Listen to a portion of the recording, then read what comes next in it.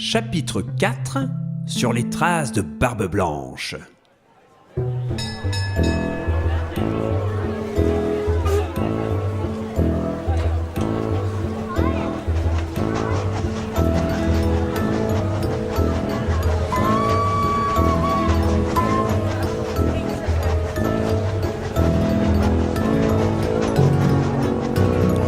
Le train transportant le détective et le chevalier orange traversa le quartier des petits cadeaux.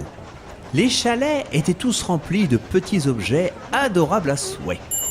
On y trouvait de quoi confectionner 1000 petits présents. Ici une boîte à musique, là des cartes à jouer, ou encore un soldat en plastique, ou un poster. Et enfin, ils arrivèrent au quartier des gros cadeaux. Alors là, fini les petits chalets. Ici se trouvait une gigantesque armature de bois avec des poulies de bronze qui portaient d'énormes paquets. Le chevalier fut interloqué par bon nombre d'entre eux. Il demanda à l'enquêteur: « Oh là là, quel est ce paquet qui fait plus de 4 mètres ?» « Oh ça, un enfant a commandé hier une girafe pour Noël. » « Une girafe ? Ah ouais, c'est fou ça ! Et cet énorme cadeau là ?» Une voiture en or. Et il y a aussi dans le coin une peluche de 9 mètres, une armée de 138 figurines de plastique et un jeu de construction représentant la tour Eiffel à échelle réelle. Mais ce sont des jouets inouïs ! Oh, je n'ai jamais rien eu de tel ! Oh là, mais je n'ai pas dit qu'il les recevrait. Il faut d'abord passer le test de gentillesse pendant toute l'année, et puis il faut qu'on puisse le livrer, tout ça. Oh, c'est compliqué, vous savez. Et il est rare que les jouets de cette sorte arrivent vers les enfants. Souvent, ils partent au musée des jolis jouets du palais de Barbe Blanche. Ou alors ils servent à la ville. Le train qui nous transporte est à l'origine un cadeau commandé, vous savez. Mais assez bavardé. Je dois interroger quelqu'un du quartier. Le détective s'éloigna, alla bavarder avec un des employés et revint, la tête pleine de questions. C'est fou, Barbe Blanche est passé par ici. On me dit qu'il est parti vers les steppes enneigées du bout du royaume, non loin de la porte magique. Ah, mais c'est fou ça! Je viens justement de cet endroit.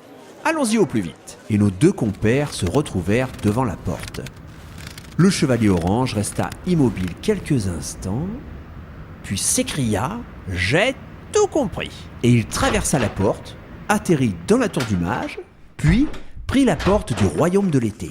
Il marcha jusqu'au transat sur lequel se reposait le vieil homme barbu à qui il avait parlé lors de son premier passage. Le chevalier orange s'adressa à lui. « Alors, Père Noël, on prend des vacances ?»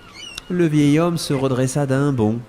Il répondit dans un grand sourire. « En effet, mais il semblerait que ce soit la fin. »« Mais quelle idée de disparaître ainsi ?»« Oh, vous savez, à l'origine, j'étais juste en voyage vers les steppes du bord du royaume. Et puis, en cherchant des toilettes, j'ai atterri dans une tour. Et enfin, ici.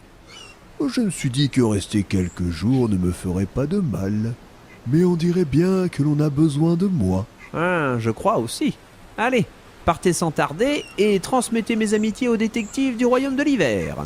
Alors chacun rentra chez soi. En arrivant à la tour du mage, le chevalier orange se sentit quelque peu attristé. C'était une sacrée aventure, mais elle s'arrêtait là. Il raconta son histoire au mage le soir même devant un bon repas et il alla se coucher. Le lendemain, c'est son ami qui le tira du lit. « Debout, chevalier, debout. Il est arrivé quelque chose aux portes magiques. Viens vite. » Notre héros descendit les marches qui menaient à la salle des portes et aperçut de grands parchemins qui dépassaient des boîtes aux lettres.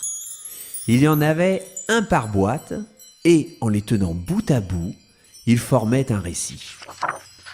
Le chevalier orange comprit qu'on venait de lui offrir un fabuleux cadeau, un conte incroyable des royaumes des histoires. Et cette histoire-là s'appelait « Le chevalier orange et les 4 portes magiques ».